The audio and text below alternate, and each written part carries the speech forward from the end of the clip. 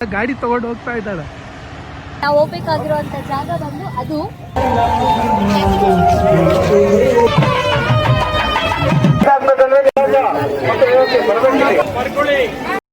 ಸಿದ್ದೇಶ್ವರ ದೇವಸ್ಥಾನ ಹತ್ರ.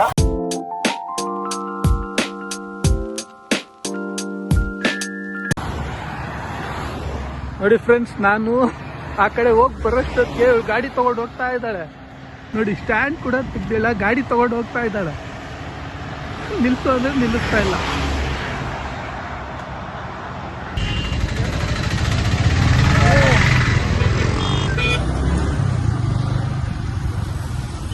ನಮಸ್ತೆ, ಪಿಕ್ಸೆಲ್ ಜೋಡಿ ಯೂಟ್ಯೂಬ್ ಚಾನಲ್ಗೆ ಸ್ವಾಗತ.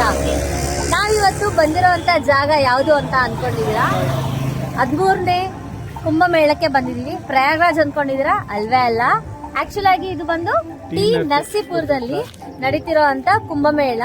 ಇಲ್ಲಿ ನೋಡ್ಬೋದು, ನಾವಿರೋದು ಇವಾಗ 3.5 ಕಿಲೋಮೀಟರ್ಗಿಂತ ಮುಂಚೆ ಇದೀವಿ. ಇಲ್ಲಿಂದಾನೇ ಕಾರ್ಗಳನ್ನೆಲ್ಲ ನಿಲ್ಲಿಸ್ಬಿಟ್ಟು ಎಷ್ಟು ದೂರದಿಂದ ನಡ್ಕೊಂಡು ಹೋಗ್ತಿದ್ದಾರೆ. ಆಕ್ಚುಲ್ ಆಗಿ ನಾವು ಹೋಗ್ಬೇಕಾಗಿರುವಂತ ಜಾಗ ಬಂದು ಅದು ಅಲ್ಲಿ ಕಾಣಿಸ್ತಿದೆಯಲ್ಲ, ಅಲ್ಲಿ ಹೋಗ್ಬೇಕು.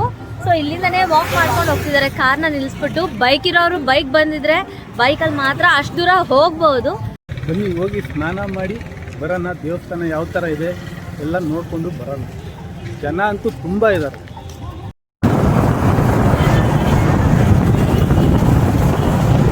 ನೋಡ್ಬೋದು, ನನ್ನ ಹಿಂದೆ ಕಾರ್ಗಳು ರಾಶಿ. ಸಾರಿ, ಕ್ಯೂ ಎಷ್ಟು ಕಾರ್ಗಳು ನಿಂತಿದೆ ಅಂತ ನೋಡಿ. ಈ ಸ್ಥಳದಲ್ಲಿ 2 ದೇವಸ್ಥಾನಗಳಿದೆ. ಒಂದು ಅಗಸ್ತ್ಯೇಶ್ವರ ಶಿವನ ದೇವಸ್ಥಾನ, ಮತ್ತೊಂದು ಗುಂಜಾ ಲಕ್ಷ್ಮೀ ನರಸಿಂಹಸ್ವಾಮಿ ದೇವಸ್ಥಾನ. ಈ ಗುಂಜಾ ಲಕ್ಷ್ಮೀ ನರಸಿಂಹಸ್ವಾಮಿ ಅಂತ ಏನಕ್ಕೆ ಹೆಸರು ಬಂದಿದೆ ಅಂದರೆ, ಈ ಮುಖ್ಯ ದ್ವಾರದ ಎದುರಲ್ಲಿ ಗುಂಜಾ ಮರ ಅಂತ ಇದೆ. ಗುಂಜಾ ಅಂದರೆ ಗುಲಗಂಜಿ ಮರ ಈ ದೇವಸ್ಥಾನದ ಮುಂದೆ ಇದೆ.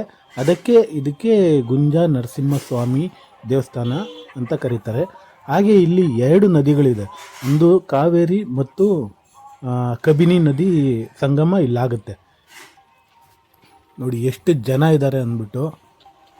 ಇಲ್ಲಿ 3 ಕಡೆ ಸ್ನಾನ ಮಾಡೋದಕ್ಕೆ ಜಾಗ ಮಾಡಿಕೊಟ್ಟಿದ್ದಾರೆ. ಎಲ್ಲ ಕಡೆ ತುಂಬ ಜನ. ನಾವು 2 ವೀಲರ್ ಪಾರ್ಕ್ ಮಾಡೋಕ್ಕೆ ಜಾಗ ಹುಡುಕ್ತಾ ಇದ್ದೀವಿ, ಜಾಗನೇ ಸಿಗ್ತಾ ಇಲ್ಲ.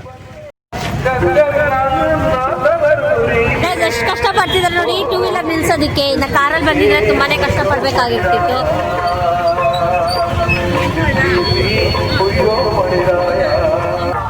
ಭಿಕ್ಷೇಶ್ವರ ಸ್ವಾಮಿ ದೇವಸ್ಥಾನಕ್ಕೆ ಈ ಕಡೆ ಹೋಗ್ಬೇಕು.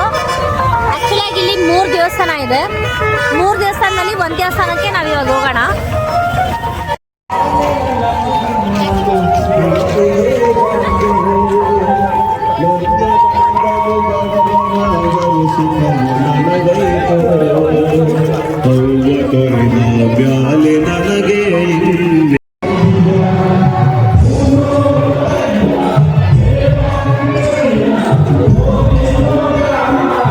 ಹೋಗ್ತಾನೆ ಇದ್ದೀವಿ. ಅಲ್ಲಿದೆ ದೇವಸ್ಥಾನ.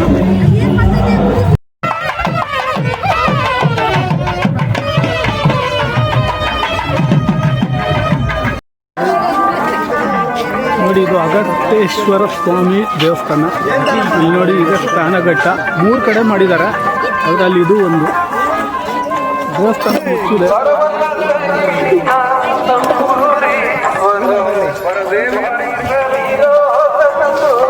ಗೊತ್ತಿಲ್ಲ ನನ್ನ ವಾಯ್ಸ್ ಎಷ್ಟು ಕೇಳಿಸ್ತಾ ಇದೆ.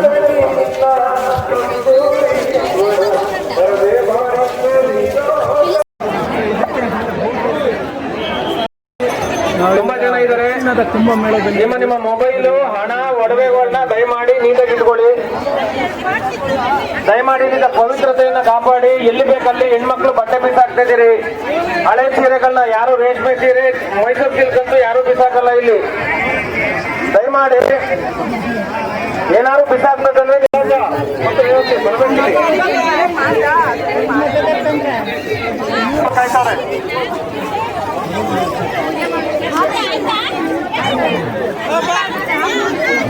ಲಕ್ಷ್ಮಣ್ಣವರು ವೇದಿಕೆ ಬರಬೇಕು. ಅಲ್ಲಿ ಚೇಂಜ್ ಮಾಡಿ, ಇಲ್ಲೆಲ್ಲ ರೋಡ್ ಬ್ಲಾಕ್ ಮಾಡಬೇಡಿ.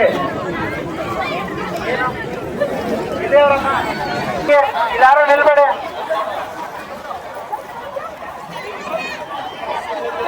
ಅಲ್ಲಿ ಯಾರು ನಿಲ್ಕೋಬೇಡ್ರಿ. ಲೆಫ್ಟ್ ಸೈಡ್ ವಿಜಯಲಕ್ಷ್ಮಿ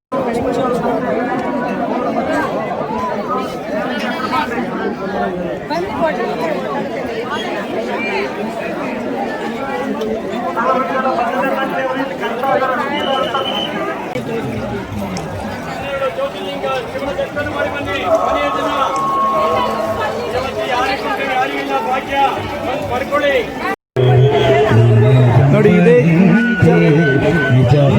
ಲಕ್ಷ್ಮೀ ನರಸಿಂಹ ಸ್ವಾಮಿ ದೇವಸ್ಥಾನ. ಜನ ನೋಡಿ ಎಷ್ಟಿದ್ದಾರೆ ಅಂದ್ಬಿಟ್ಟು. ಇದು ಕ್ಯೂನಲ್ಲಿ ದರ್ಶನ ಆಗುತ್ತಾ ಅನ್ನೋದೇ ಡೌಟು.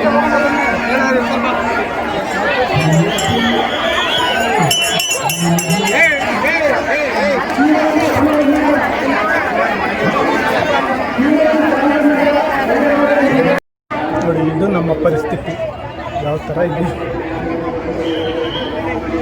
ಎಷ್ಟು ಬಿಸಿಲಿದೆ ಅಂದರೆ ಕಾಲು ಇಡೋಕ್ಕಾಗ್ತಾಯಿಲ್ಲ.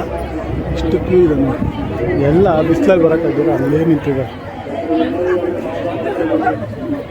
ನಾವೀಗ ಗುಂಜ ಲಕ್ಷ್ಮೀ ನರಸಿಂಹಸ್ವಾಮಿ ದೇವಸ್ಥಾನಕ್ಕೆ ಬಂದಿದ್ದೇವೆ. ಇಲ್ಲಿ ನೋಡಿ 3 ಕಡೆ ಪುಣ್ಯ ಸ್ನಾನ ಮಾಡ್ಬೋದು. ಇದು ಒಂದು, ಮತ್ತು ನಾವು ಇಲ್ಲಿ ಮಾಡಿದ್ದು ಅಗಸ್ತ್ಯೇಶ್ವರ ದೇವಸ್ಥಾನ ಹತ್ರ, ಮತ್ತು ಇನ್ನೊಂದು ಇಲ್ಲೊಂದಿದೆ ನೋಡಿ. ಇಲ್ಲೊಂದು ಸ್ನಾನಘಟ್ಟ ಇದೆ. 3 ಕಡೆ ವ್ಯವಸ್ಥೆ ಮಾಡಿದ್ದಾರೆ. ಆವಾಗಲೇ ನಾವು ಇಲ್ಲಿ ಸ್ನಾನ ಮಾಡಿದಾಗ ಮುಂದಕ್ಕೆ ಬಿಡ್ತಾನೆ ಇಲ್ಲ. ಇವಾಗ ನೋಡಿ ನದಿ ಒಳಗೆಲ್ಲ ಓಡಾಡ್ತಾ ಇದ್ದಾರೆ. ಇಲ್ಲಿಂದ ಅಲ್ಲಿಗೆ ನೋಡಿ, ಹಂಗೆ ಅಲ್ಲಿಂದ ಈ ಕಡೆಗೆ ಜನ ಪಾಸ್ ಆಗ್ತಾ ಇದ್ದಾರೆ. ಇವತ್ತು ನಾವು ಬಂದಿರೋದು ಕುಂಭಮೇಳಕ್ಕೆ. ಕುಂಭಮೇಳ ಅಂದರೆ ಎಲ್ಲಿ ಅಂದ್ಕೊಂಡ್ರೆ ಪ್ರಯಾಗ್ರಾಜಲ್ಲ, ನಮ್ಮ ಕರ್ನಾಟಕದಲ್ಲಿ ನಡೀತಾ ಇರುವಂತಹ ಟಿ ನರಸೀಪುರದಲ್ಲಿ ನಡೀತಾ ಇರುವಂತಹ 13ನೇ ಕುಂಭಮೇಳಕ್ಕೆ ನಾವು ಬಂದಿರೋದು. ನೋಡಿ ಯಾವ ಥರ ಇದೆ ಅಂದ್ಬಿಟ್ಟು. ಇವತ್ತು 3ನೇ ದಿನ, ಕೊನೆ ದಿನ ಇವತ್ತು. ಇದು ಕುಂಭಮೇಳದ್ದು ಕೊನೆ ದಿನ ಇವತ್ತು. ಜನ ಅಂತೂ ತುಳುಕ್ತಾ ಇದ್ದಾರೆ. ನಾವು ಆಲ್ರೆಡಿ ಇವಾಗ ಸ್ನಾನ ಮಾಡಿ ಬಂದ್ವಿ. ನೋಡಿ ನದಿ ಒಳಗೆಲ್ಲ ಜನ, ನದಿ ಆ ಕಡೆಯಿಂದ ಈ ಕಡೆಗೆ ಫುಲ್ಲು ಜನ ಇದ್ದಾರೆ. ಇಲ್ಲಿ 3 ಕಡೆ ಸ್ನಾನಘಟ್ಟನ ಮಾಡಿದ್ದಾರೆ. ಒಂದು ಅಗಸ್ತ್ಯೇಶ್ವರ ದೇವಸ್ಥಾನದ ಹತ್ರ, ಮತ್ತೊಂದು ಗುಂಜ ನರಸಿಂಹಸ್ವಾಮಿ ದೇವಸ್ಥಾನ ಹತ್ರ, ಮತ್ತು ಇನ್ನೊಂದು ಆ ಕಡೆ ಇನ್ನೊಂದು ಕಡೆ ಮಾಡಿದ್ದಾರೆ. ಎಲ್ಲ ಕಡೆನೂ ಜನ ಜನ ಜನ ತುಂಬಿ ತುಳುಕ್ತಾ ಇದ್ದಾರೆ. ನಮಗೆ ಪ್ರಯಾಗ್ರಾಜ್ಗೆ ಹೋಗುವಂಥ ಅವಕಾಶ ಇಲ್ಲ. ಅದಕ್ಕೆ ಜನ ಎಲ್ಲರೂ ಇಲ್ಲಿ ಬಂದು ತಮ್ಮ ಅರ್ಕೆನ, ತಮ್ಮ ಪಾಪಗಳನ್ನ ಇಲ್ಲಿ ತೀರ್ಸ್ಕೊತಾ ಇದ್ದಾರೆ ಅಂತಲೇ ಅನಿಸುತ್ತೆ. ಆ ಥರ ಇದೆ.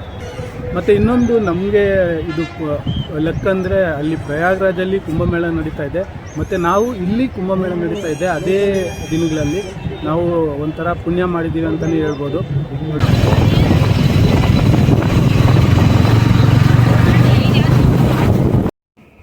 ನೋಡಿ ನಾವು ಇದು ಟಿ ನರಸೀಪುರ ಕುಂಭಮೇಳಕ್ಕೆ ನಾವು ಬಂದಿರೋದು ಬೈಕಲ್ಲಿ.